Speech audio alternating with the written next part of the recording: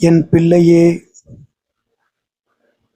என் அப்பன் முருகன் என்னிடம் பேசுவாரா, எனக்காக பேசுவாரா என்றெல்லாம்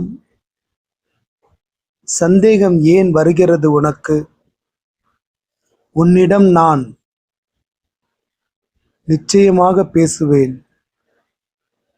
உன் பிரார்த்தனைகளை நான் கேட்டதோடு அது நடப்பதற்கான சூழலை ஏற்கனவே ஆரம்பித்து விட்டேன்.